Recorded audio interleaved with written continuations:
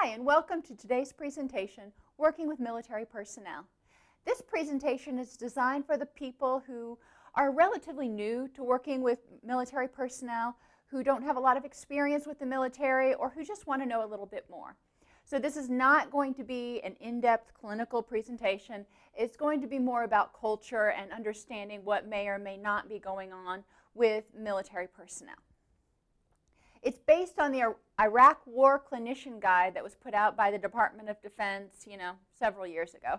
But a lot of the information is still relatively germane to what's going on with the soldiers and the veterans that we see today. So, we're going to identify topics specific to the psychiatric treatment of military personnel. Again, caveat, most people who come back from deployment, most soldiers, don't have problems. So we don't want to say that everybody coming back is having problems or everybody needs psychiatric treatment. That's not true. But for the people that will present in clinic, we do want to be aware of the specific and unique, possibly, needs that they may have. We'll review PTSD in Iraq and Afghanistan war veterans. There are certain stressors that are present in today's wars that weren't necessarily present back in World War I or World War II.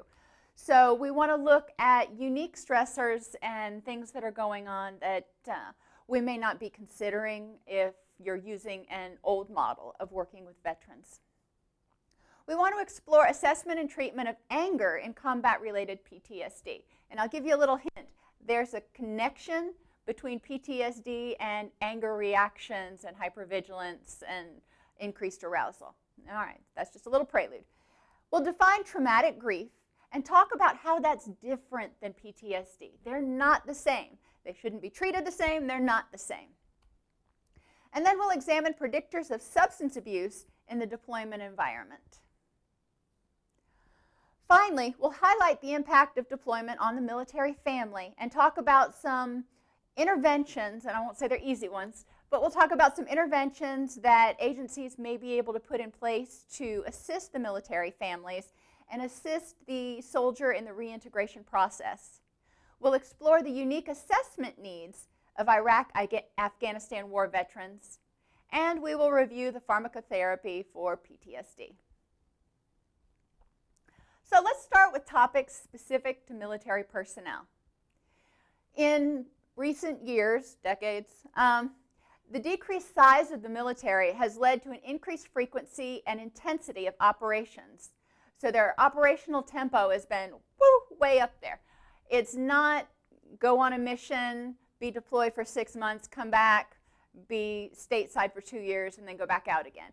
It's really rapid turnaround, and that has a whole host of implications in and of itself.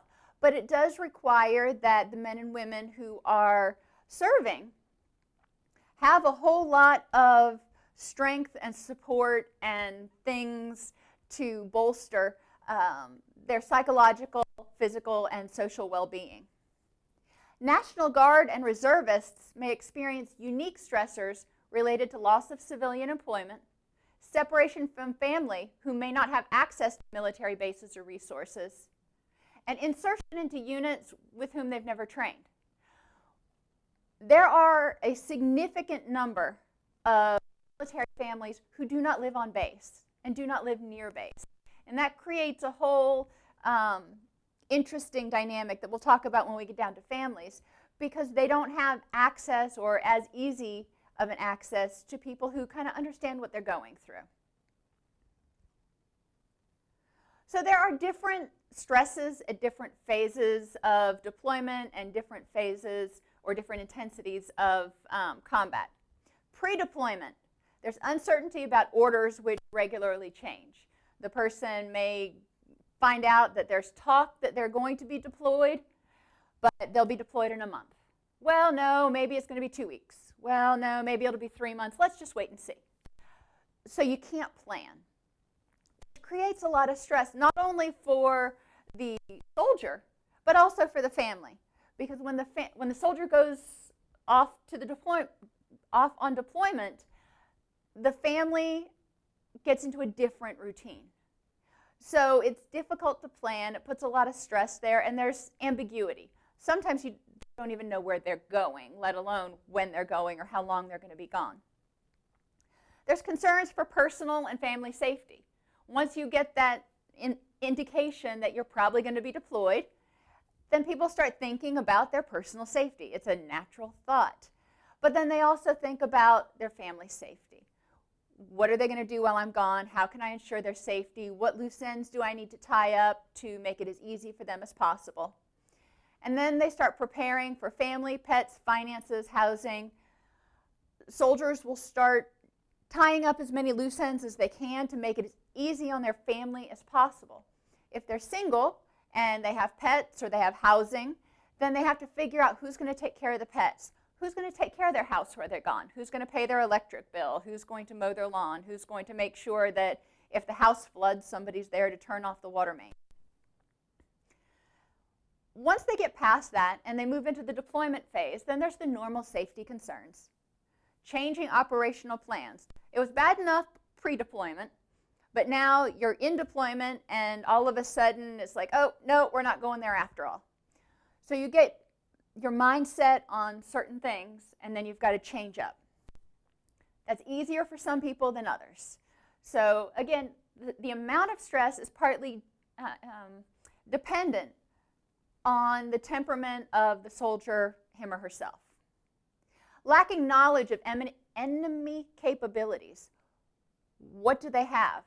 Do they have dirty bombs? Do they have missiles? Do they have, fill in the blank. There's lots of different options, lots of different things to be concerned about. And a lot of soldiers report not feeling well prepared or well educated about what resources and what capabilities the enemy does have, which makes those safety concerns even more paramount because they don't know how to prepare. Equipment problems. Well, yeah, that's a stressor. When guns jam, when tanks break down, when there's equipment problems or supply line difficulties, so you're not getting the stuff that you need, it creates stress. Can you work around? Most of the time. However, it's every time something has a hiccup or a change, people have to change with it. People have to adjust or adapt, and that's a stressor. It's not a huge stressor. It's one of those chronic, low-grade stressors that adds up over time. Once you move into deployment, there are different intensities of conflict, and each have their own sort of associated stressors that go with them. The soldiers that are on peacekeeping missions, the threat of injury or death is less imminent, but is always there. You never know when there's going to be a car bomb. You never know when there's going to be an incident. It's not constant, but the threat is always there. There's the potential for intermittent high-intensity combat, such as terrorist activities or through guerrilla warfare. So again, it's important to remember that these guys always have to be on. They can't rest on their laurels. They can't just walk around and have a good old day. It's a stressful situation, but it's a different kind of stress than high-intensity combat situations. The rules of engagement are altered frequently in response to political and tactical requirements. Rules of engagement, this is, when do you shoot, when do you not shoot, how do you engage with the enemy or potential enemy? That's a huge thing because people can get involved in incidents and then they're looking back going, was that the current rules of engagement or was that something from last month? When you're making a split-second decision, sometimes things kind of blur together. So the regular changing of rules of engagement, regular changing of operational plans, regular changing of stuff is a constant stressor on these young men and women. And like I said, these split-second decisions are often critically examined retrospectively by somebody who often wasn't even there. So they're armchair quarterbacking. What you should have done. Well, yeah, but you weren't there. And this is one of those things when you look at some of the PTSD research and some of the acute stress research, people, after they go through something like this, will start examining things retrospectively, and they'll do it in the same way that a high-ranking officer who wasn't there might do it, with hindsight being 20/20. So it's important to, number one, advocate for soldiers, help people realize they did the best they could, but also encourage soldiers to remember everything that was going on and the totality of the situation, and not just this one little piece, and objectively, if it would have been a training scenario, this is how it would have gone. Chronic deployment strains include family separation. Even if you're on a peacekeeping mission, if you're away from your family for 6 or 12 months, you're missing a lot. And the family may or may not, depending on how invested or how enculturated they are into the military lifestyle, there's going to be different levels of acceptance of the soldier's absence, which may be felt by the soldier. Harsh living conditions. Pretty much anywhere these young men and women are being deployed to, there's harsh living conditions. They're not going to Club Med. Extremely long duty hours. 12-hour shifts, 16-hour shifts. There's really not time to kick back and relax. That's not what they're there to do. But extremely long duty hours without breaks. They don't get the weekends off. They don't work Monday through Friday and have Saturday and Sunday off. That's not how it works. It's 24/7, 365 when they're in theater. So it can be exhausting. Now, people get R&R and there are break periods, but it's not like we're accustomed to going to work 3, 4, 5 days a week and then having days off where we can rest and recuperate regularly. They don't have that luxury. Minimal communication with the outside world. Even in low-intensity conflict and peacekeeping situations, communication may be thwarted by lack of internet connection, by lack of just ability to communicate with your loved ones back home. Time zones are often radically different, so it can make things very, very difficult. And boredom. Peacekeeping missions, you don't have that constant adrenaline rush, but you're constantly on edge, you're constantly surveilling, and it seems like you're doing the same thing over and over and over again, so it can get boring. Unfortunately, when boredom sets in, so does sort of a lackadaisical attitude, which is when people tend to end up getting themselves hurt or make poor decisions. It's important to address all of these things. Make sure people are on their game when they're on duty. Make sure they have as much time as possible to rest and recover between shifts. Oh, and going back to communication with the outside world, and we'll talk about this a little later, it can be a double-edged sword because some communication is encouraging and positive, and some communication can be very devastating to the soldier. So you've got to kind of balance some of that when you're looking at policies and procedures and helpfulness of communication. High-intensity conflict. Again, a lot of the soldiers that were coming back from the Iraq War reported a lack of preparedness. They didn't feel like they had the equipment they needed. They didn't feel like adequate procedures were in place to handle different scenarios. They didn't know what the expectations were. They didn't know what to expect from the enemy when they got there. What are we walking into? Let's fly by the seat of our pants and learn as we go. That's not exactly the message you want when you're going into a life or death situation. But that's what we're hearing back from the veterans, the message they got. We're not sure exactly what to expect. They may or may not have some capabilities, so just, be careful. That's not reassuring. Combat exposure. It's going to be stressful.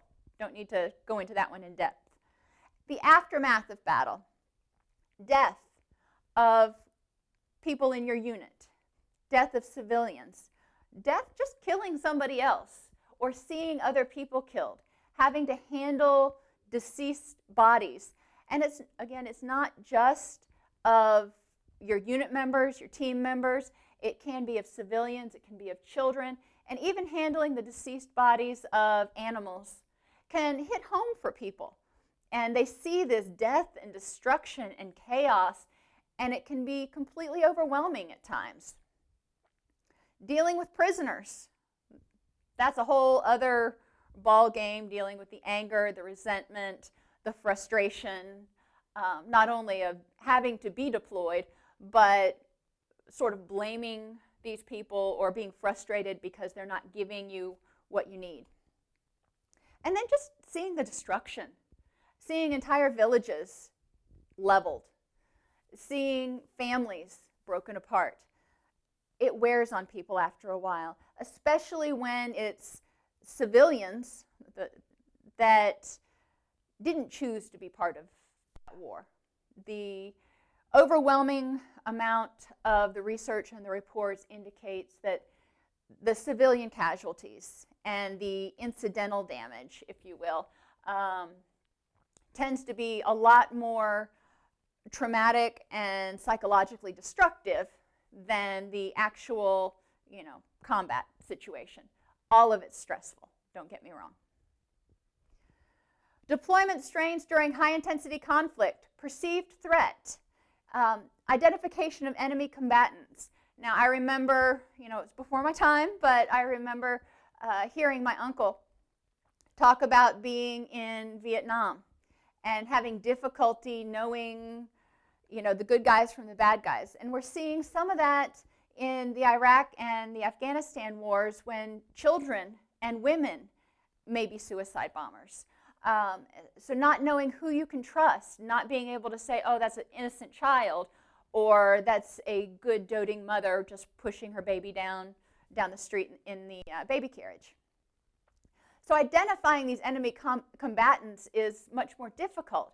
Everybody starts to look alike. Everybody starts to look threatening, even though we know that's not the case. However, there's no formula to say, okay, this person has 5 points and this person has 2 points, so this person's dangerous and this person's not.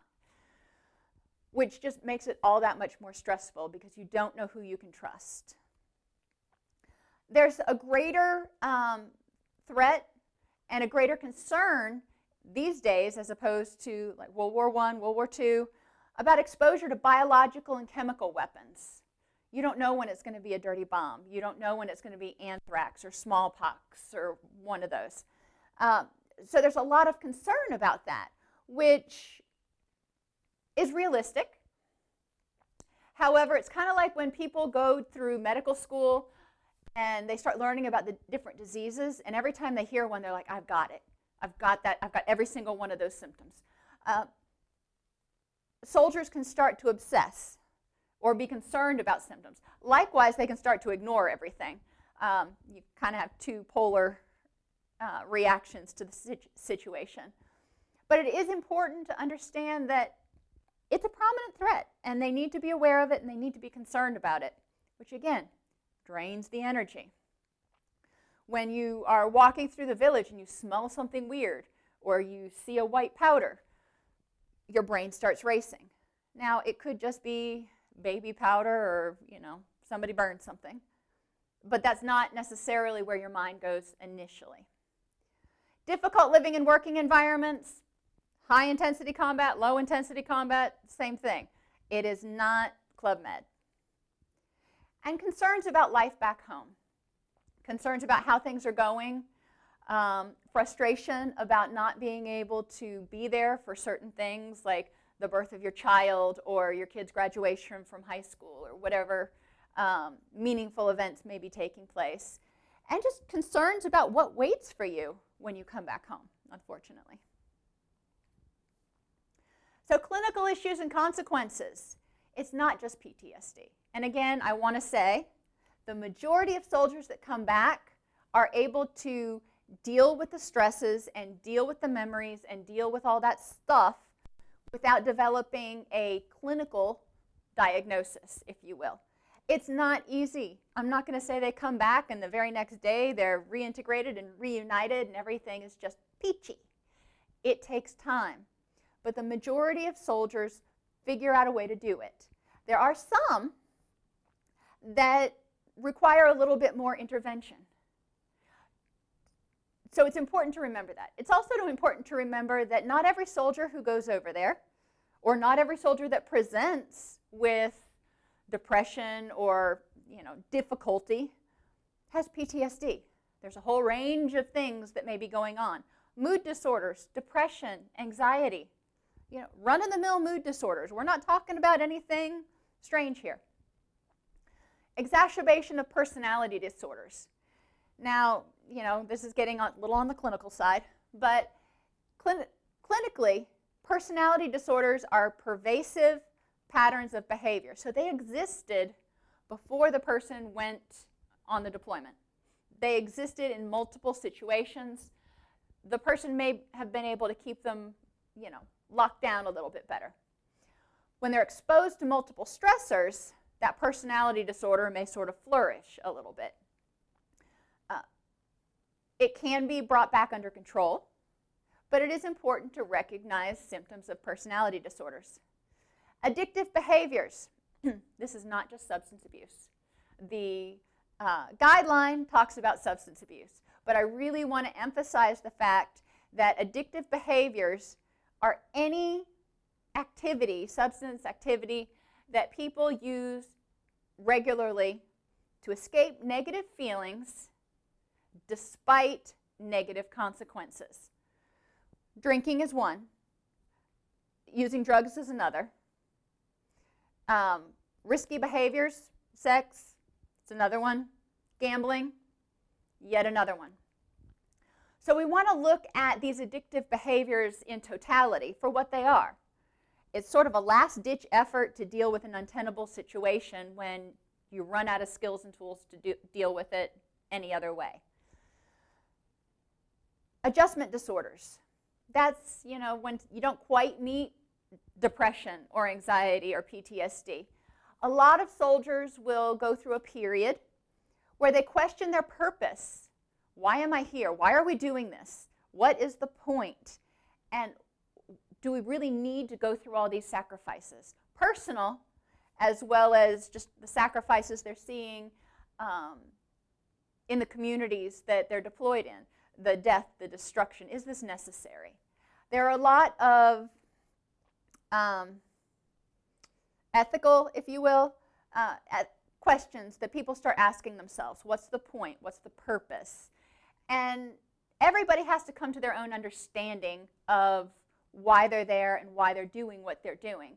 And the way they resolve those questions, or the success with which they resolve those questions, goes a long way toward predicting the later outcome of their mental health and ability to deal with their memories and their experiences.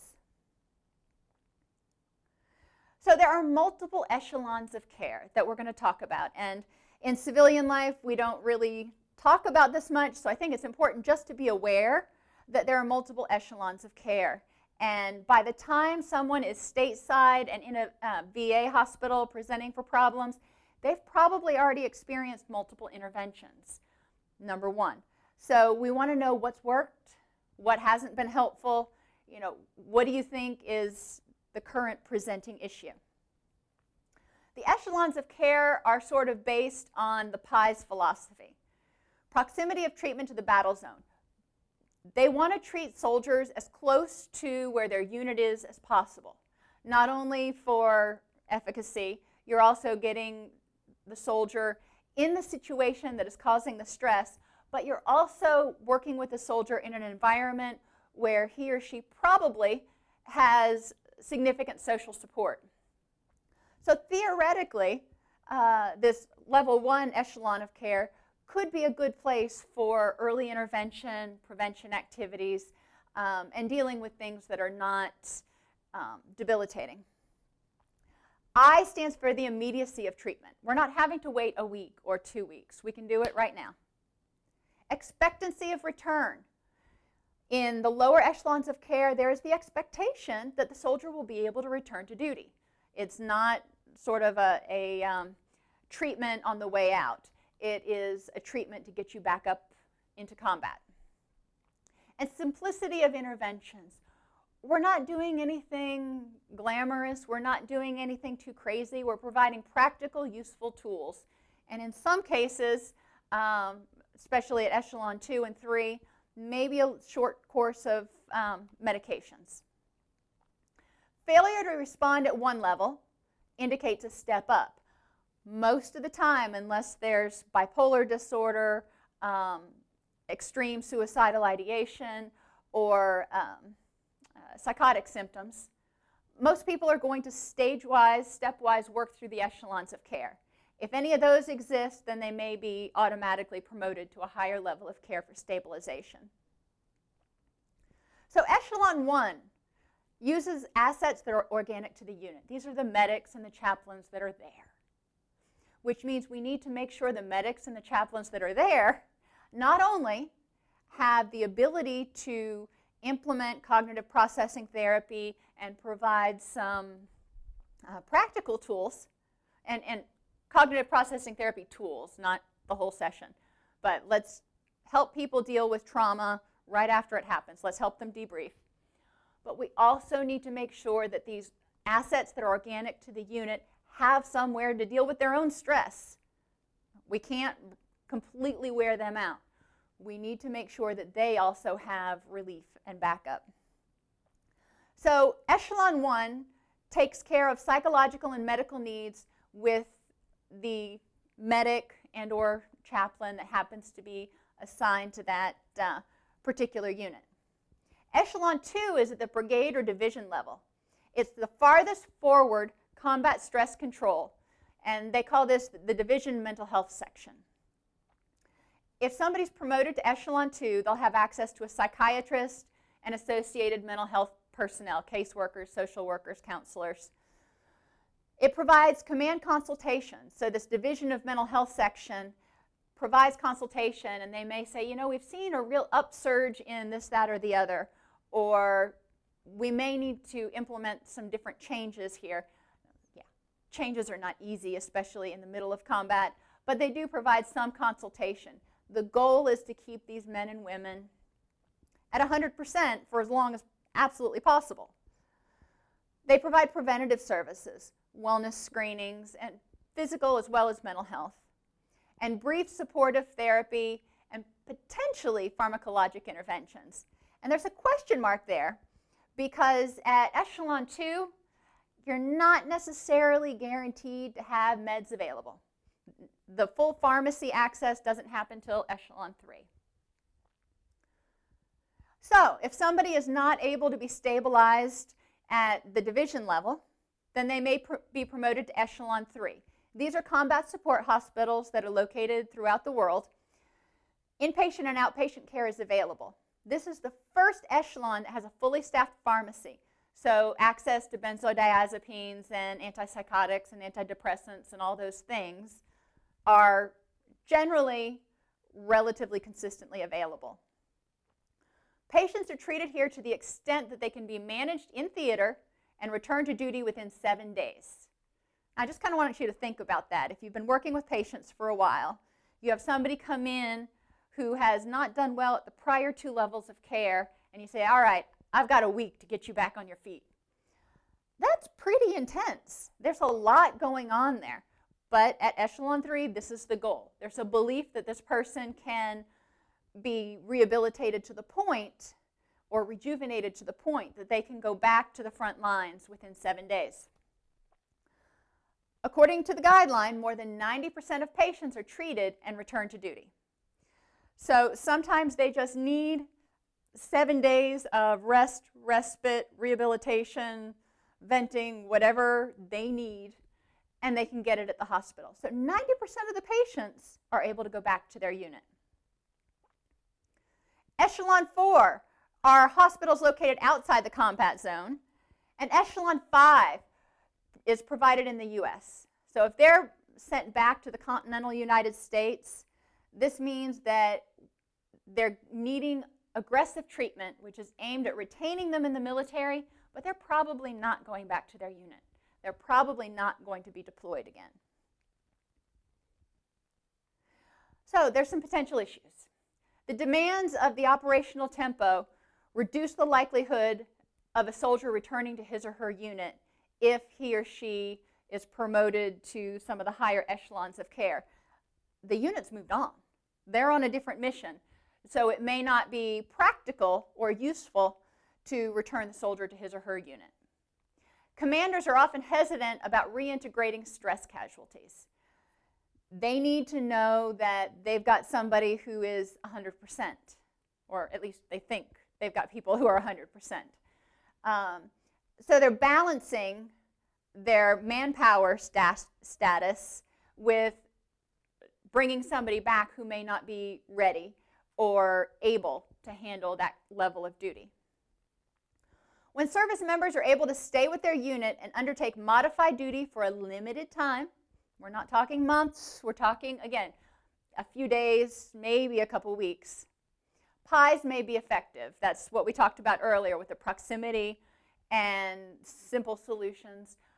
If we can keep people in their unit, this is where they have their social support. This is where they may feel most at home.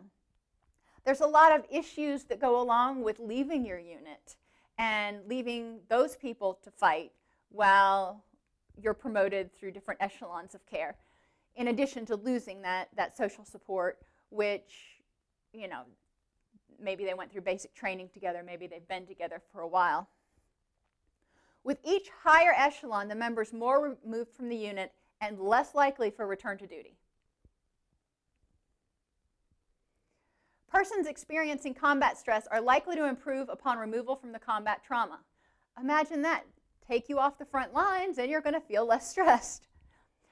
They may be likely to become apprehensive about their ability to tolerate re-exposure.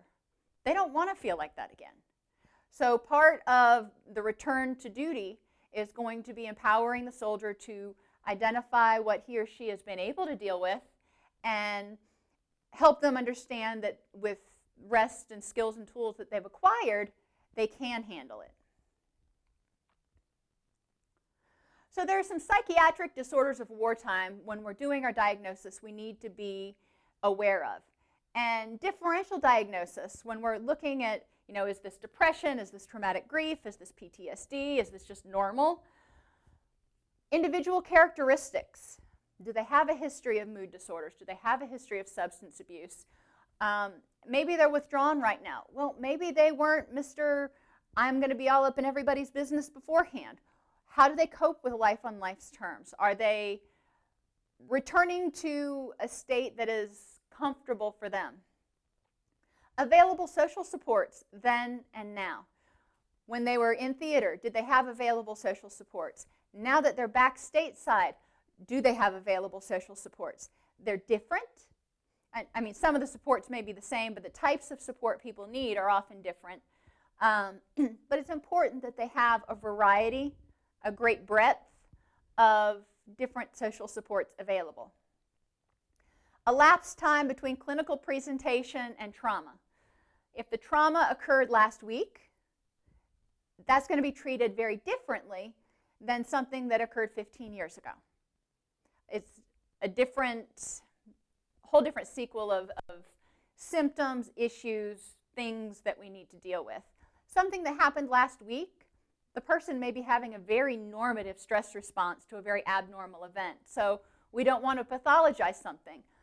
If they're asking for help, certainly we're going to help them with skills and tools, but we want to avoid labeling when at all possible for a whole host of reasons. And we want to look at the intensity, chronicity, and multiplicity of stressors. Took me a while to come up with that. How intense were these stressors? Was it low grade for a year?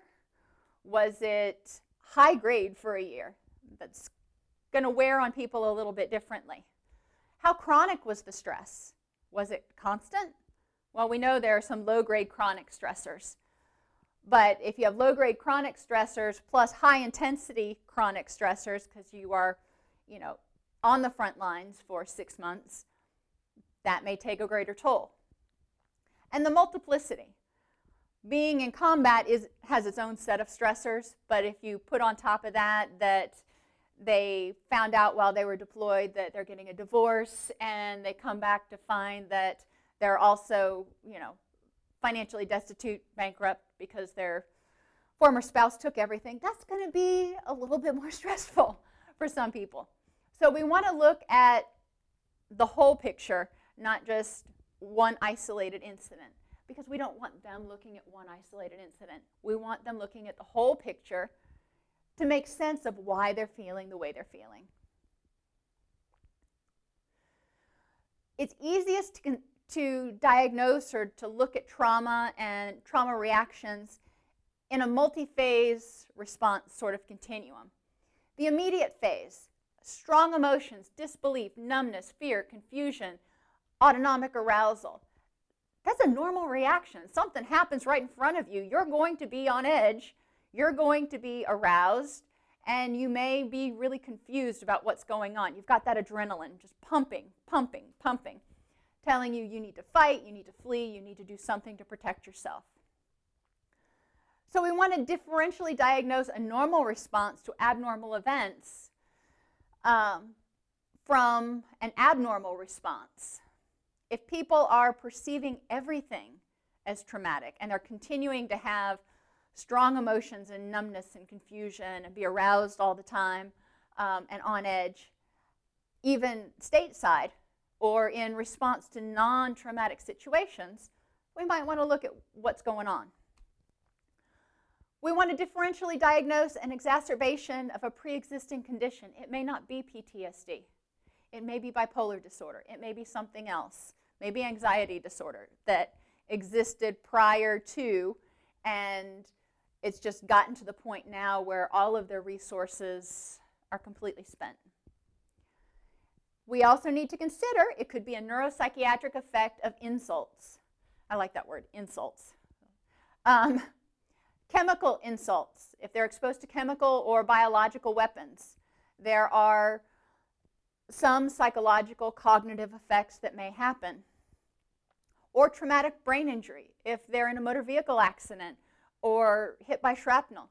My grandfather, this is back in the World Wars, he was on a ship that got blown up, and a piece of the ship hit him on the head, fractured his skull, and obviously when you fracture your skull like that, you're probably going to do some brain damage. But back then they didn't really put all that together. They put a plate in his head and sent him on his way. Well, lo and behold, he had like major personality changes as a result.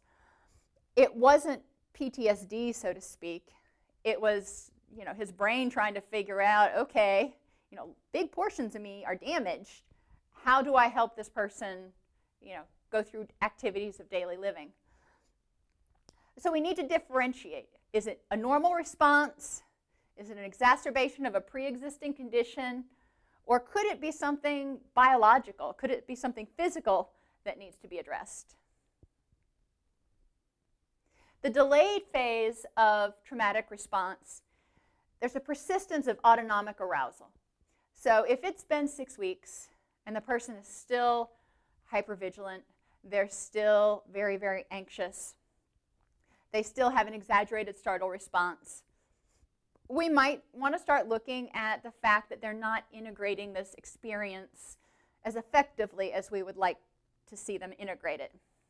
Intrusive recollections, they're still having nightmares and flashbacks regularly that are negatively affecting their life. And that's a key point.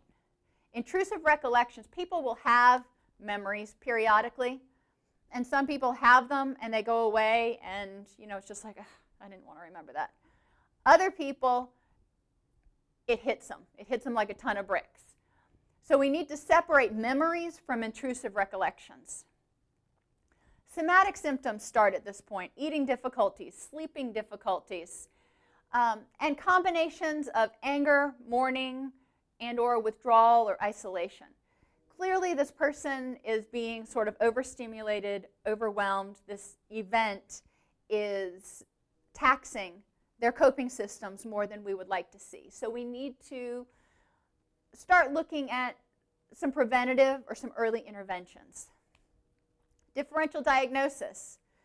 PTSD doesn't happen for 6 weeks or so. Acute stress disorder is from the event to 6 weeks or so. But we also need to consider sort of everything that was going on. If they are, again, in theater and in high-intensity combat, that acute stress phase may go on a little bit longer because they don't have time to think about stuff. They don't have time to try to deal with stuff. They don't have time to try to make sense of stuff. So we need to differentiate it. We need to try to figure out, is this a normal response? How much problem is this causing this person? What do we need to do? And you need to ask the person those questions. It's not for us to say, well, this is debilitating. If they come in and they say, I'm doing okay, I'm struggling a little, then let's not pathologize something that's not huge for them at that moment. Let's provide them tools and skills and resources and let them work on it in their time. We want to look for substance abuse or addiction. If someone is having difficulty coping, sometimes they will turn to addictive behaviors just to escape, to get a break. Major depressive disorder, especially with persistent anger and irritability, may be a symptom of the delayed phase of a traumatic experience. Not always. Or bereavement or traumatic grief. If you see someone close to you die, that is considered traumatic grief. It can be traumatic. Now again, some people, it sucks and it's not easy to deal with, but they integrate it and figure out a way to file it in their memory banks in a way that makes sense for them. Other people have more difficulty dealing with it. So we need to look at, is it normal bereavement, or is this person having difficulty coping with the loss? Important considerations. The fight or flight reaction preempts distress in combat scenarios. So anxiety, depression, and social withdrawal may make members more likely for self-injury or suicide. What does all that mean? When you're in a combat situation, you don't have time to feel depressed or anxious. You need to be on. You need to lock it down. You need to, just go on. You need to get over it. Getting over it sometimes means kind of shoving it down, which may lead people to self-injury or suicidal behaviors because they just all that stuff starts building up and they have nowhere to put it, nothing to do with it. Separation from comrades may disrupt support of the member and compound the risk of self-injury. So again, as soon as they move out of echelon 1, they're being separated from their unit, they're being separated from their team, which may compound the risk of self-injury, and again, it brings with it a whole host of other issues about a self-perception of weakness or failure, and guilt, potentially guilt about leaving their friends behind to fight. The chronic phase, there's continued intrusive symptoms. This person has been struggling for a while now. Disappointment, resentment, sadness, and guilt predominate their emotional picture. It's tough to be in this person's head even for an hour during session. One of the things that they can do that shows a positive move is focusing on new challenges of rebuilding their lives. In the chronic phase, again, some people use this focus on new challenges just to avoid dealing with it. They're like, okay, I'm going to not even think about it. I'm just going to pretend it didn't happen and focus on these challenges. That may be problematic. Not always, sometimes. So we need to look at what are they doing, why are they doing it, and how are they feeling about everything. Again, if the clinical picture, if the emotional picture is predominated by negative emotions, we probably need to at least provide some additional skills and tools, because that's not quality of life. Differential diagnosis. Again, let's rule out PTSD. Let's rule out the secondary effects of neurological insults, traumatic brain injury, or biological or chemical exposures. Both of these may have symptoms of depression, personality changes, and cognitive dysfunction. So, it may be normal, it may be, not so normal. We need to recognize and, again, send the person to the physician. Get a checkup, get a blood panel done. Let's rule out any of the neurological insults. Let's talk about PTSD. Let's talk about traumatic grief. And let's just talk about depression and substance abuse while we're at it too. Let's just rule them out so we can figure out what we're dealing with. Because once we have identified it, then we can start working towards eliminating it. Distrust, irritability, and a sense of foreshortened future may be more debilitating than intrusive memories. A lot of us civilians, we think, oh, those flashbacks and those memories just must be the worst thing ever. Not so much. The research and the experience of clinicians who've been working with veterans for, decades indicates that this distrust, this loss of faith in humanity, in the system, in the VA, in everything, irritability, just being angry and cranky and not able to be happy, may be more debilitating, may have more negative impact than the intrusive memories. Avoidance of reminders may lead the member, the soldier, to decline any type of treatment, thus compounding the problem. Exposure therapy, a lot of people reject that because they don't want to go back there. They don't want to be reminded of the events. But any type of therapy that's going to deal with a traumatic event is going to have some element of reminders. So some people just say, nope, not going to go there, and if I can't fix it that way, I'll just live with it. Educating people is one step, educating them about the effectiveness. There's also some, there are also some pharmacological interventions that can be used that we'll talk about to help with some of the sleep problems and the nightmares and the intrusive memories. Because sometimes they're afraid if they open that box, they're not going to be able to shut it again. So if we can help them feel safe and feel strong enough to deal with it, then they may be willing to seek help. During deployment, members may self-refer at any time. Most of them will not, because of the stigma still associated with it. In recent years, the past few decades, since there hasn't been the draft, military is a voluntary occupational choice, which means it's their career, and they're concerned about the impact that any sort of weakness or perceived weakness may have on their future career opportunities. There's also just a stigma associated with mental illness and substance abuse, unfortunately, still in the military, despite lots of education. There's an inability to access services unnoticed when you're in the field.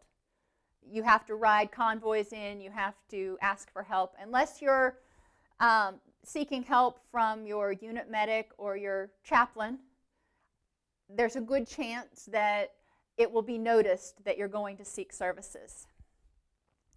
The DoD Directive 6490.1 is a command direct for assessment. Your commander is sending you for an assessment. Your commander is going to get the results of your assessment, so there's no confidentiality. That's another barrier, because people are not going to be forthcoming if everybody's going to know their laundry. Currently, only members with psychotic symptoms, bipolar disorders, or high suicide risk are evacuated.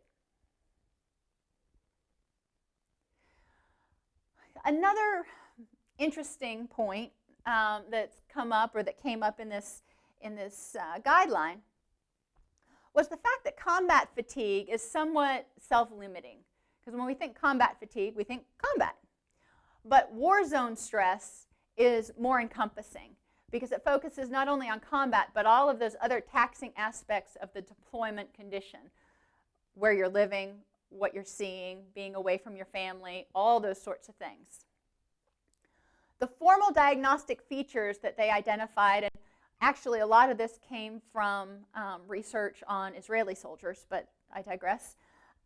Restlessness, psychomotor deficiencies, which is a fancy way of saying slow, clumsy. It feels like it hurts. Everything takes 10 times more effort. Withdrawal, and that's social withdrawal, not substance withdrawal. Increased hypervigilance, being aware, being on all the time. So you're restless, you're on all the time, but everything seems like it takes 10 times more energy. How exhausting is that? Stuttering, confusion, suspiciousness, distrust, and paranoia, and it starts to become more globalized, more generalized as the condition worsens. And nausea and vomiting was also mentioned, somatic symptoms of extended periods of stress. We need to be aware of these. We need to be aware of their function. War zone stress. Okay, you have all this chronic stress going on, plus intermittent high-intensity stress. Yeah, you're probably going to be restless because you never know when the next thing is going to hit. You can't plan. You can't relax. You can't, for lack of a better word or phrase, let your hair down. Psychomotor deficiencies. Yeah, everything's going to feel like it takes more effort because you're not sleeping well. You're probably not getting the best nutrition in the world. You know, MREs are nutritionally balanced, but and if you can eat regular food, you're probably not going to eat like a rabbit. Withdrawal.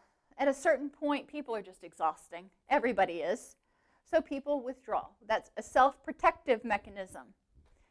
Increased hypervigilance, always being aware, because you don't know who you can trust. You don't know when the next bomb is going to go off. Makes sense. It's protective. Again, like we talked about in the beginning, all of our symptoms, if you look at them from a self-preservation perspective, make sense. We just have to help that primitive part of our brain engage with the rational, more evolved part of our brain that says, okay, it's not everybody everywhere all the time. Let's look at some conditions and caveats. Stuttering and confusion, start having more difficulty focusing as you become more sleep deprived and more overwhelmed. And suspiciousness, distrust, and paranoia. We talked about that. So the symptoms do make sense, and helping service members understand that is a huge step towards helping them figure out how to deal with it, because it's not something, they're not crazy. They're not broken. They are having a reaction to an abnormal event. Which takes us to the acute adaptation period, the time from when the soldier is at a point of objective safety to 1 month after return to the United States. So this could be anywhere from a month to 3 months. It allows for the natural recovery and reintegration process without unnecessarily assigning a diagnostic label. A normative response to trauma involves the experience of a range of acute stress symptoms, which typically resolve over time.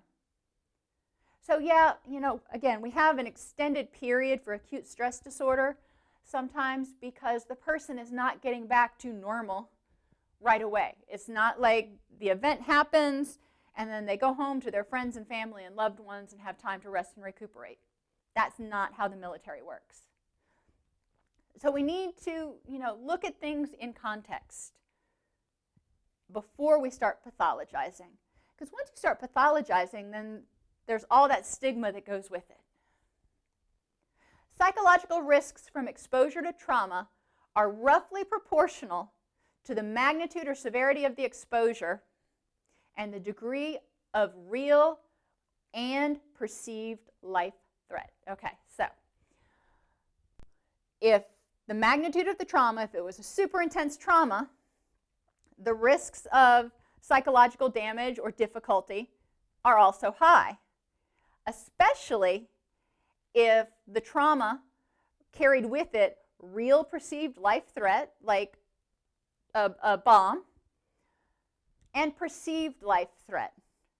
Now I put perceived in italics because if somebody thinks they're 10 foot tall and bulletproof and ain't nothing going to hurt them, they're going to interpret things differently than someone who perceives this as an unmanageable, untenable situation where everything is threatening all the time. Most veterans don't develop PTSD. Have I said that enough? Risk factors Individual with intense and frequent symptoms of hyperarousal, sleep problems, being on edge all the time, exaggerated startle response. So those people are at higher risk. Other risk factors, chronicity of low magnitude stressors. So if there's constantly low magnitude stressors, it wears people down, so they don't have the energy, they don't have the resources available to deal with the bigger stressors. Exposure to suffering. Nobody likes to see it. Nobody likes to cause it. And exposure to it, especially repeated exposure, can be extremely damaging to people. We also have to consider, again, how similar they were to the victims or how much they relate or feel compassion for the victims. It can be extremely exhausting, especially if they've got, a big heart and they're not able to sort of objectively assess things, which, we're humans. Exposure to death and destruction. The more death and destruction you see, the greater risk you are for having some sort of difficulty dealing with it. Does that mean everybody? No. Most veterans will not develop PTSD. There are also a whole range of other symptoms, from adjustment disorders to depression to anxiety, that need to be ruled out. Let's look at things in terms of a functional response to a dysfunctional situation. Mitigating factors, quality and breadth of social supports. If they've got really good teammates, their unit is really cohesive, likely they will deal a lot better with stuff than a unit that is fragmented and negative and feeling very chaotic. The breadth of social supports. Now, in combat, in theater, you may not have a huge breadth, but when you get home, having supportive social supports, civilians, family, friends, who can be there and know how to hopefully support you. That doesn't mean asking questions all the time. That doesn't mean probing the person. Tell me what you did. Did you kill anybody? That's not helpful. Somebody who can be there to listen and to provide support when needed. Another mitigating factor is the ability to get respite. In theater, the ability to get rest and respite occasionally, but also when they get home, the ability to not have to come home and jump headlong back into their civilian duties, or being mom or dad and husband or wife and bill payer and this and that and the other. People need a chance. Like I said earlier, when people are deployed, it's not a 5-day work week with weekends off. That's not how it works. So they need time to rejuvenate, to kind of get their boots back on the ground, so to speak. They need to have a reliable outlet for decompression. Now, this can be hobbies, this can be exercising, something where they can just let it out. It doesn't necessarily mean talking about it. It means taking all that nervous energy and angry energy and doing something with it. And receive validation and acceptance for who they are, for what they did, because they believe they were doing it for the right reasons or whatever. Not being questioned and criticized and second-guessed. Emotional responses we may see, and they're perfectly normal. Fear and anxiety about returning, about effectively reintegrating, about being in theater. There's a lot of things that people may be fearful or anxious about getting deployed again. Sadness about losses, yeah. Helplessness and frustration about witnessing suffering. Guilt about personal actions or inactions. I should have, or I shouldn't have. Again, it's always easier to second guess yourself when you're not in the midst of a situation. And it's very easy to forget all of the confounding factors that were going on. And anger or rage about, and I left that blank because there's so many things that people can grab onto that they may be angry or rageful about. Too many to list here, but we need to ask them. You know, if they're presenting in our office and they're saying, "I'm angry all the time," tell me what you're angry about. Let's talk about it, because nothing is, at this point, nothing is off the table. Nothing is irrational or unreasonable. Let's talk about it and figure out where this anger is coming from and what purpose it's serving. Remember, anger, fight or flee, it protects us. So how is this protecting you, or how did it protect you when you were deployed, but it may be dysfunctional now? So during the assessment, there are certain tools that have been developed to be used with soldiers and veterans. The Deployment Risk and Resiliency Inventory is one that is really good. Most VAs have access to it. You can look it up online. We want to focus on assessing and addressing symptoms more than labeling and diagnosing. I've covered that a lot, so I'm not going to spend a lot of time there. We want to be vigilant about who will have access to case notes to create an environment of safety. Don't tell them this is 100% confidential and nobody's going to see it if you don't know that. In the military, likely that's not the case. So know who will have access to it. And you know what I do with the people I work with, whether it be law enforcement or soldiers, we write our case notes together. Because number one, I assume that at any point in time they can request their record so they can see what's in there anyway. Number two, it empowers them to write their own notes because, or write them with me, because then we're talking about what they've accomplished. And number three, it takes the mystery out of it. They're not wondering, well, what did she say about me? They know. It's in there. We did it together. Not everybody feels comfortable doing that, but it is one way to really work on the rapport with someone who may have some distrust issues. Remember that some members perceive a need for ongoing or intensified mental health care as a sign of personal failure. My grandfather, you know, he passed away, but it wasn't until he was in his late 60s that he was even willing to admit how depressed he was.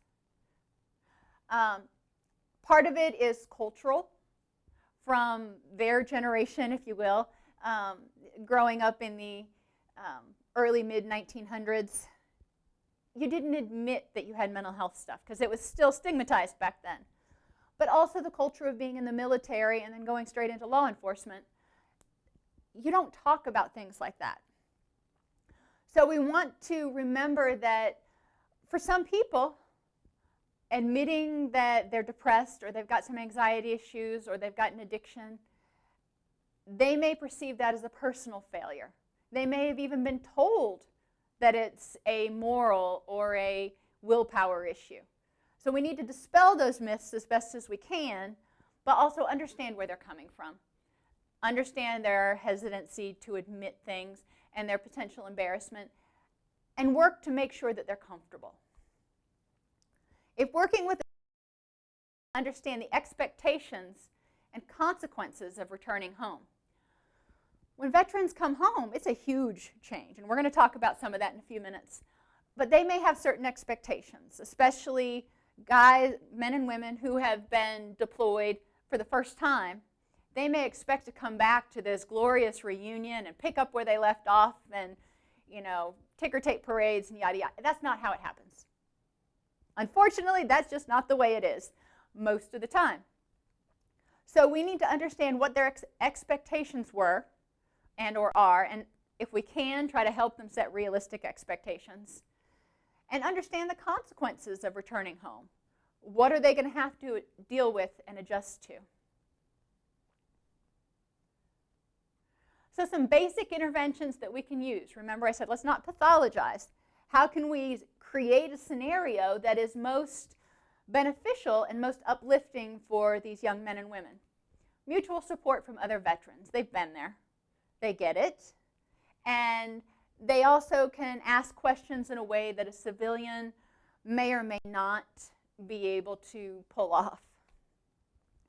Assistance with employment and preventing employment difficulties. Coming back, if they need to get a civilian job, job market is crap, or they may not have the skills to get a job that they feel provides for their family well enough. There's a whole host of issues. So, employment assistance. Preventing social withdrawal and isolation. Let's make sure there's plenty of activities, especially, on base that's taken care of pretty well most of the time, but especially for those men and women who live off base. Make sure that they have activities that will prevent social withdrawal and isolation so they don't end up flying under the radar. A lot of cities have USO places where soldiers and their families can go and feel a little bit less isolated. Education about acute stress reactions. These are the things that you can prepare that you may experience. And it doesn't mean you're crazy. It's just your body trying and your mind trying to make sense of what happened. Coping skills training. How do you deal with this? And how do you cope with things differently stateside than you did in theater? Whole different ball game sometimes. Sometimes it's similar, but there are some differences because your family probably expects you to be somewhat forthcoming about how you're feeling about things. Address concerns about risks, about biological exposure, traumatic brain injury, exposure to nuclear radiation that may cause cancer, who knows. Any concerns they have, address those with facts and numbers. Provide them the evidence. Cognitive processing therapy, we keep coming back to, let's not make assumptions and draw conclusions based on faulty reasoning. Let's have the facts. Well, the same thing is true here. Give them facts that address their concerns. And provide practical help with specific problems and symptoms. Goal setting and execution. For some of these young men and women, they join the military fresh out of high school. They have had a drill instructor or a sergeant or somebody telling them what to do and when to do it and keeping them on schedule. So going into civilian life, it may be more difficult to set goals and execute them if they're not being held accountable by someone. Again, that's not everybody, but it is a problem for some people. We even see the same thing when kids go out of high school and they go to college.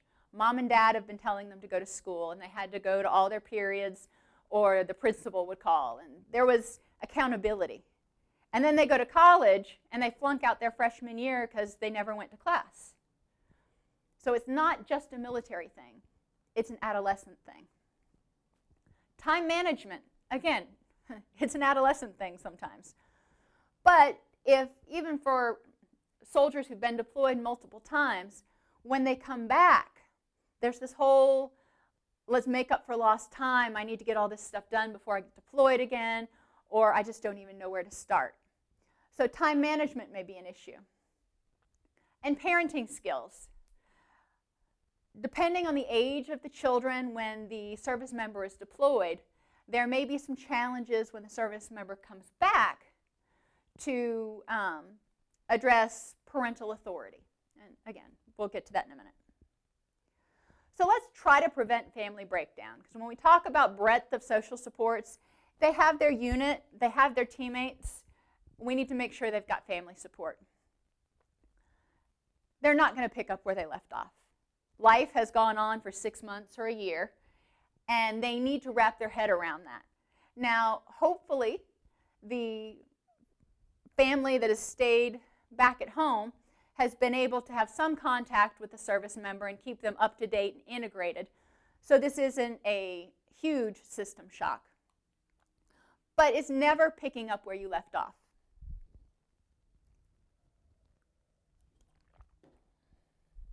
Difficulty readjusting to the soldier being at home. When a family or a spouse has been alone for 6 months or a year, they or he or she develops routines. And then all of a sudden, the service member is back, And it's hard to break those routines. So it's important for both members to understand that there's going to be an adjustment period.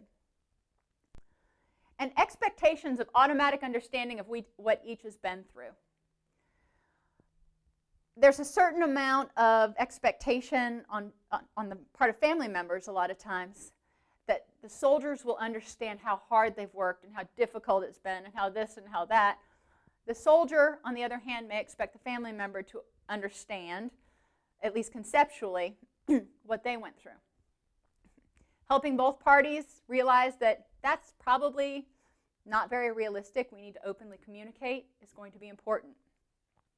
So, teaching communication skills. Effectively and assertively communication, not barking orders, not expecting compliance, not expecting certain things to happen all the time. Reintegration awareness education, helping people understand what this process looks like. And there's bumps in the road. Part of that is taken care of if people have, especially for people living on base, but if families are friends with other military families, that transition period is a little bit more understood and predictable in some cases. Conflict resolution skills, how do we solve this? Think about when a single parent marries somebody else and the step parent comes in. There's this integration period where the family kind of gets on the same page. Not that this is a step parent, but that parent has been away for a while. So getting back into the routine of, okay, what are the expectations for Johnny? Maybe Johnny's bedtime isn't 7 p.m. anymore, it's 10. And when you left, Johnny was doing great in school, and now he's flunking out, or he's doing great in school and joined the football team. You know, there are a lot of things that have changed, so people need to figure out how to identify where the changes occurred and how to make that work without resulting in high conflict. Anger management and group support. Just everybody saying, okay, I've been there, you know, supporting one another through this process because it's not easy. Anger and self-preservation reactions that were useful in combat may become maladaptive in civilian life. Civilian life is just a different ballgame. You don't have people telling you what to do. You're not always just following orders. So it can create a lot of anxiety and ambiguity. And some of these self-preservation techniques that, you know, making sure you bowed up and protected yourself, they don't work so well stateside all the time.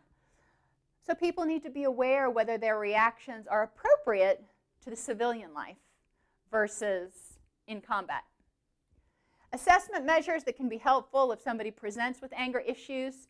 The State Trait Anxiety Inventory, it's been around since like the beginning of time. I used it on my dissertation, so that's how old it is. And it had been around for a while before that. And the Aggression Questionnaire. Both of these address issues with hostility, anger, and they look at whether this anger and anxiety may be state-related, that means related to a certain situation, or trait-related, that it's a pervasive pattern of acting, reacting, and interpreting things.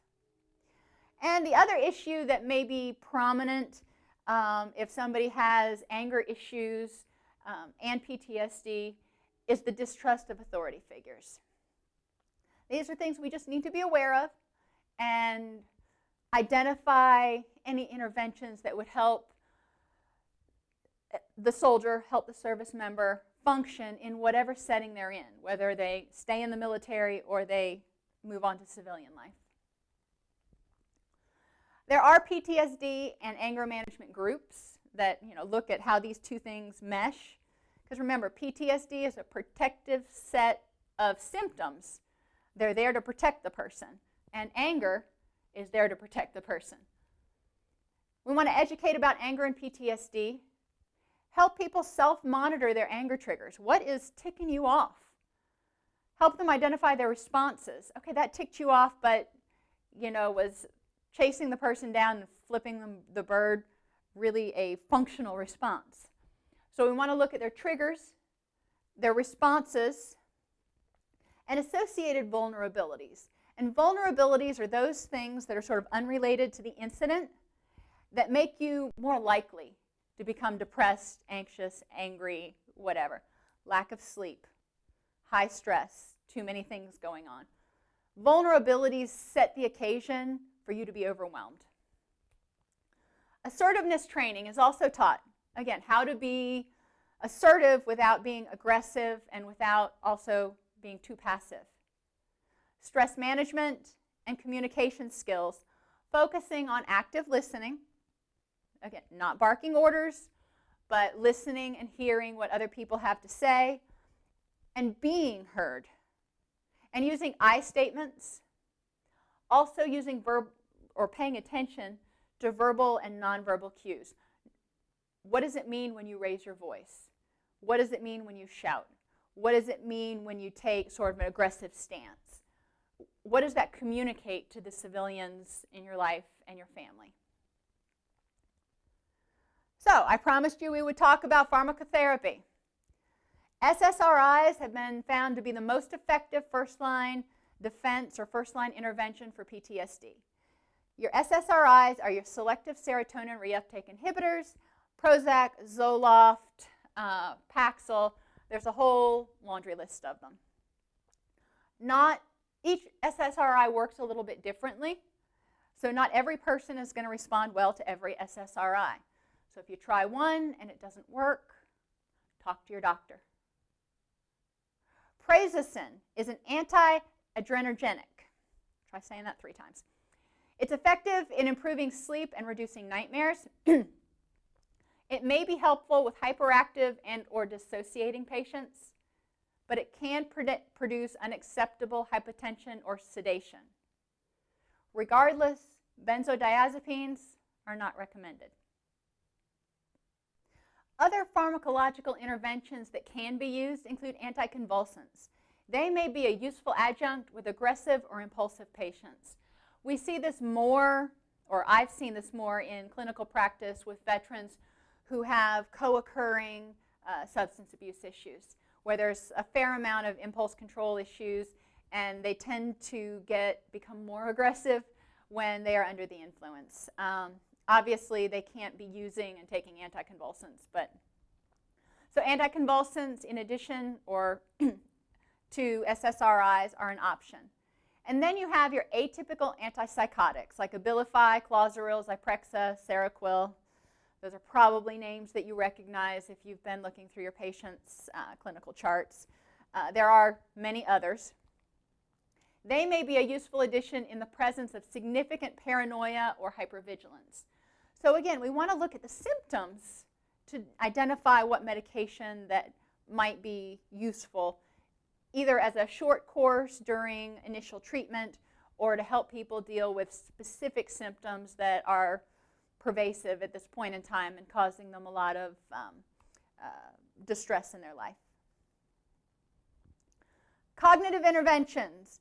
You won't find many doctors, if any, that will prescribe medications for PTSD or mood disorders without recommending some cognitive interventions or some therapy.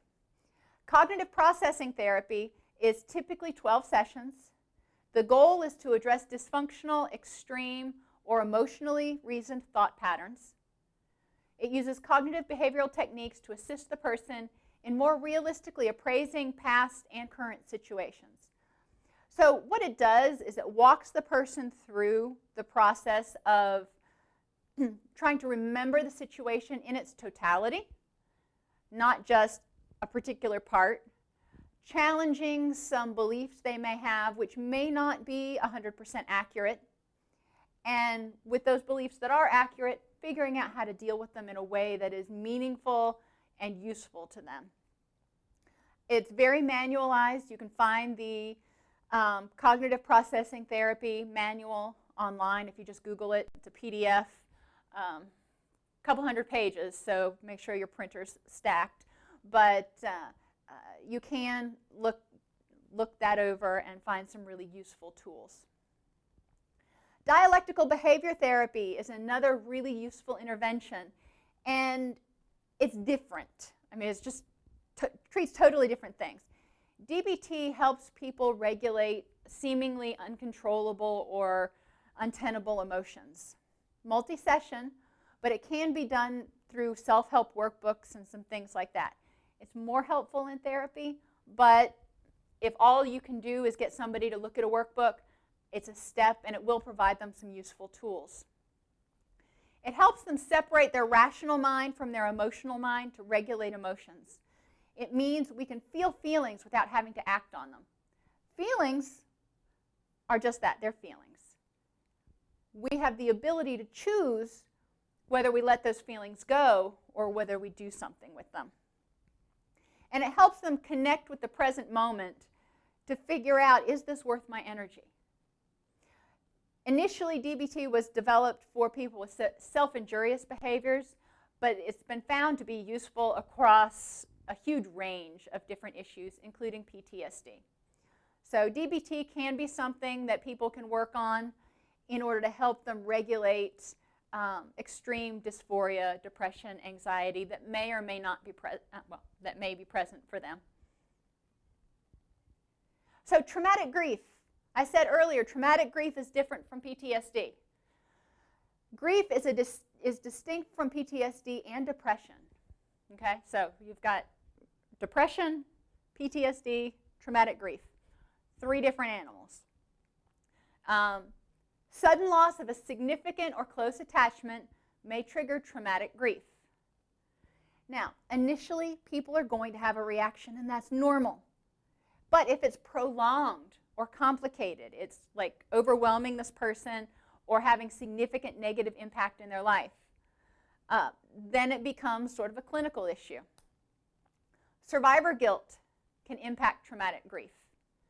If one of their unit members was killed, if their friend was killed. Powerlessness, inability to change the situation. Anger at others for their part or their lack of action. Self-anger for perceived should-haves or mistakes.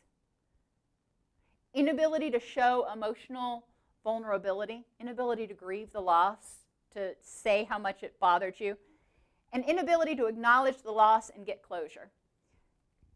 In theater, it's not practical to, you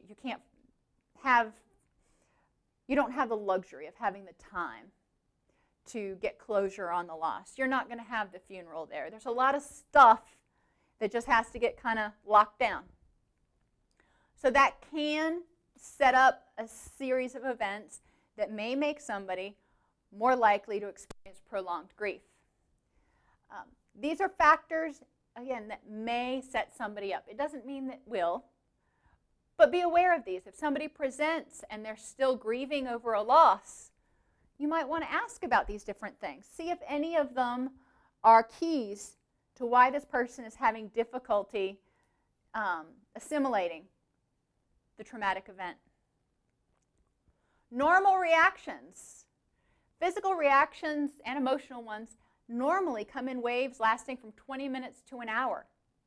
So if people are feeling these waves of being overwhelmed, that's normal. It'll dissipate over time, usually. So make sure they're aware that that's not abnormal and they can sort of ride with it. This is where the DBT skills can be really helpful because it helps them figure out how to ride that wave until it kind of dissipates. Lack of motivation, loss of interest and pleasure. Sound like clinical depression to you? See, it can get misdiagnosed. Withdrawal, suicidal ideation. Now, I put asterisks next to this because we don't want to just say, oh, well, thinking about suicide is normal, yada, yada. It needs to be addressed. Is it an expected or a not unusual reaction for people experiencing traumatic grief? Yeah. Do we need to address it? Oh, yes. Self-accusations, feeling guilty for what happened. High-risk behaviors. Oftentimes, it's either to get revenge, get even, make sure it won't happen again, or just to occupy your mind, going out and driving really fast or doing stupid things. There are a variety of reasons for high-risk behaviors, but it's a normal reaction. And anger outbursts and agitation, pushing people away. The pain hurts too much. I can't make sense of it. I can't deal with any more input. Go away. These are normal reactions. Generally, they will dissipate over time. After 6 months, if these are still going on, then we may want to look at complicated grief. A caveat to that is most current grief research has indicated that it takes a year, going through all the anniversaries, all the holidays, all the whatevers, for people to fully grieve or even begin to fully grieve a loss.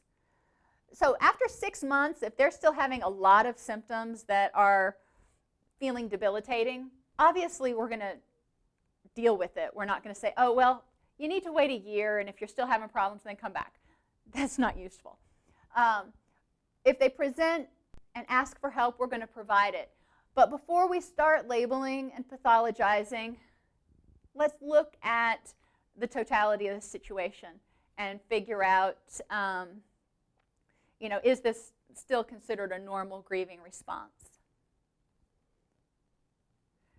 Assessment of traumatic grief involves differentiating acute stress, PTSD, grief versus complicated grief, and mood disorders. Is this person depressed? Are they grieving? Is this a normal acute stress reaction? Has this progressed to PTSD? Part of it is longitudinal. The longer it goes on, the more likely it's a abnormal or a less than helpful response. But we do need to make sure we rule out the other sort of easier things to deal with, if you will. Balancing other traumatic experiences with the intensity of grief may be overwhelming. So dealing with all the stressors of being in combat combined with this grief may be too much for anybody to deal with all at once. If they want to deal with the stressors of war and combat first, that's fine. If they want to deal with this over here first, that's fine. Let the military member tell you what they can deal with or what's most pressing for them at the moment. When we see clients, they usually have a whole laundry list of things that they need to work on.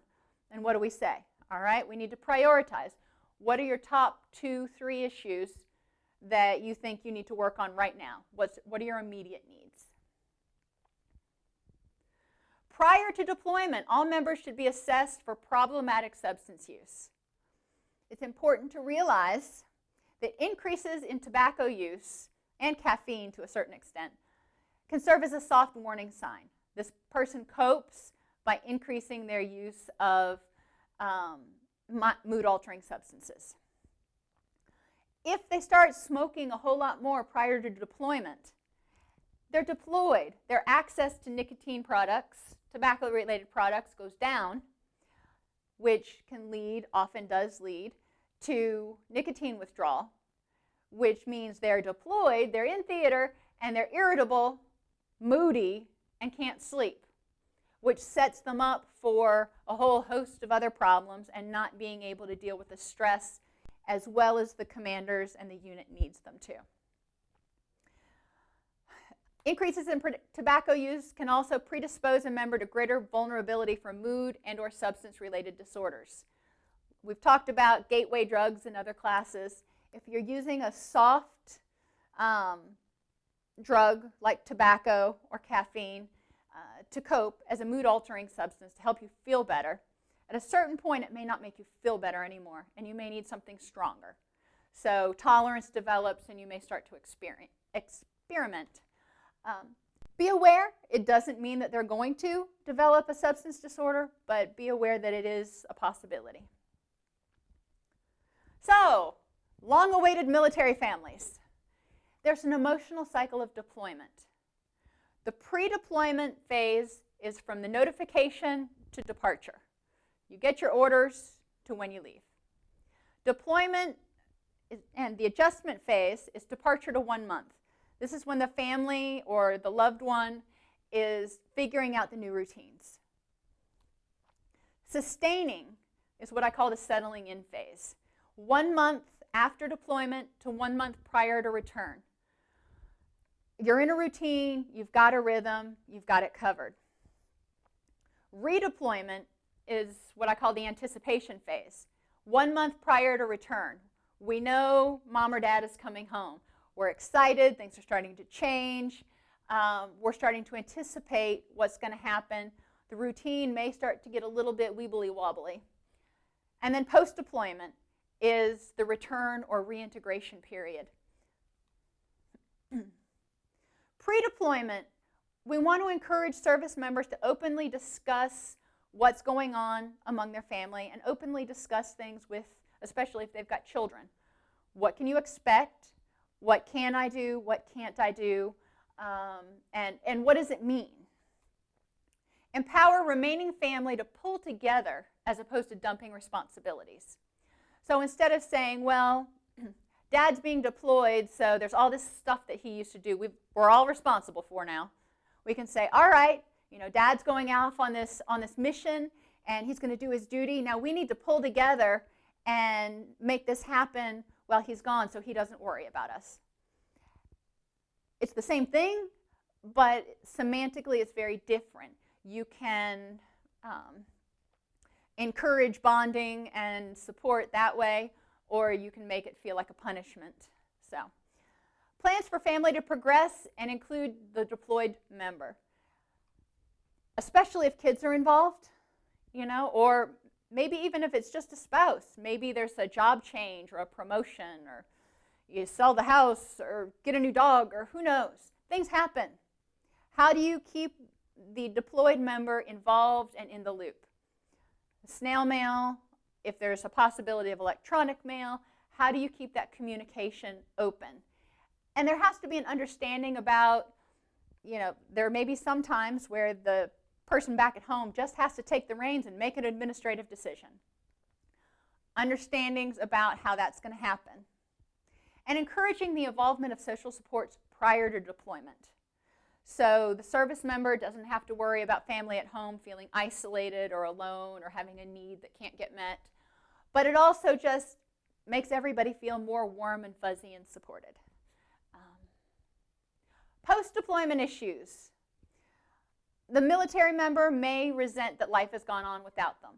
They know it intellectually, they know this happens, but it can still be frustrating if you miss the birth of your child or their first birthday or Christmas or any of those milestones.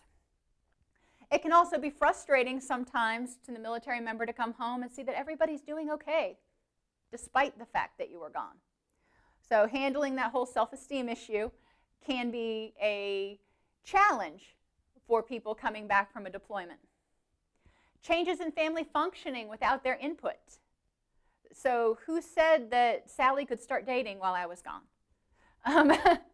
So these may all become issues where one parent or the spouse had to make a major decision, an executive decision, in the absence and without the input of the service member. Difficulty with children reaccepting the service member's position of authority as a parent. They've been going to mom or dad, whoever the parent was that stayed behind, for 6 months. So thinking about responding to, asking permission from, etc., from the reintroduced parent is a challenge. And the younger the child, sometimes the harder the challenge. And sometimes teenagers, they don't want to answer to anybody, which can be a whole different issue for the returning service member who is used to a culture in which people follow orders. Remaining parent or spouse may feel a loss of independence. They had a routine. They could go to the gym when they wanted. They could go out with friends when they wanted. They could make whatever they wanted for dinner or just have cereal, for that matter, if they wanted. And now that the service member's back, sometimes that's not the case. So there may be a little bit of resentment or feeling of loss of independence and freedom. And then loss of physical or emotional intimacy. Somebody's away for a long time, it can go away. It can get stronger, but it can go away. So those are things that we have to help people prepare for, be aware of, and figure out how to deal with. If you haven't talked to somebody, except for writing letters, every month or so, for 6 months or a year, that emotional intimacy is probably not there. It's almost like reconnecting all over again, which, can be exciting. It can be fabulous. The couple has to prepare for that ahead of time. They have to know that this is coming up and sort of plan for dealing with it. And then it's easier. It's not a cakewalk, but it's easier to deal with.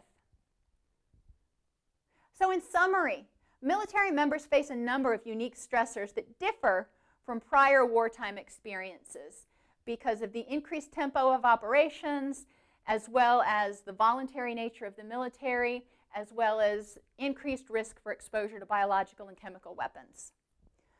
PTSD is a reality, but many members are able to adequately deal with the stressors. Most people don't develop PTSD. Some who do. There are a variety of pharmacologic interventions that can be helpful when used with other therapies to deal with PTSD symptoms. When we talk about combat stress, we really need to use the term wartime stress. So we effectively reflect the entire situation, the living conditions, the separation from family, the ongoing chronic stressors in addition to combat stress. Each phase of deployment carries with it a unique set of stressors, challenges, and vulnerabilities. We are best served to educate family members and service members ahead of time about what those are so they can prepare and plan for them, and then provide support during those phases to help them sort of move through and effectively resolve those stressors during each phase. Clinicians must be aware of all the factors that may mitigate or exacerbate the stress response for a particular member. Individual characteristics, history of mental health, social things going on. There's a whole array of things, just like we do when we do an individualized assessment. The challenge or the difference, I guess, you might look at with military is probably twofold. One, going from a military culture of being very military-oriented, having to answer to rules, having to be held accountable, to something where you may be more autonomous, but also different experiences of each individual service member when they're deployed, whether it's a peacekeeping mission or a high-intensity combat mission, and everything in between. You need to be aware. Complicated or traumatic grief must be addressed differently than PTSD or other conditions, and we need to give people time to grieve. The grieving process is not 6 weeks. At best, it's 6 months. And like I said, a lot of the research indicates it takes a good year going through all the anniversaries and everything before people have reached some level of acceptance of what happened. Upon return to the U.S., there are a variety of stressors related to return and reintegration that may contribute to a stress reaction. So they may have been doing okay, and then they get back, and they have difficulty reintegrating with their family, their friends. All they want to do is hear war stories, and there's no break. There's no respite, and there's no support. It feels more like an interrogation or, just lack of a break. It's vital to differentiate normal readjustment from pathological and avoid labeling when possible. Remember, we're looking at symptoms. If we can avoid putting a label on something, and obviously if it's there and we need to treat it, then we need to treat it. But before we start jumping to conclusions and just like throwing diagnoses out, make sure that we have assessed, number one, that you're right and you've differentially diagnosed appropriately. And number two, it's not just a normal reaction that will remit with time. The family unit can be a great support as well as a great source of stress for the member during all phases of deployment. Helping the family learn how they can support the service member while they're deployed can be a useful intervention, both to help the family feel emotionally connected and also to help reduce the stress of the service member. The clinician can help by strengthening the supportive nature of the family unit, assisting the family with resource linkages and support, and educating both the member and the family about the unique stresses and methods for preventing and dealing with them. What are these unique stresses? Yes, military life is very different. So let's talk about that, and let's talk about how people have been dealing with it for the past 100 years and what's worked and what hasn't. Thank you for attending today's presentation, and I hope to see you again.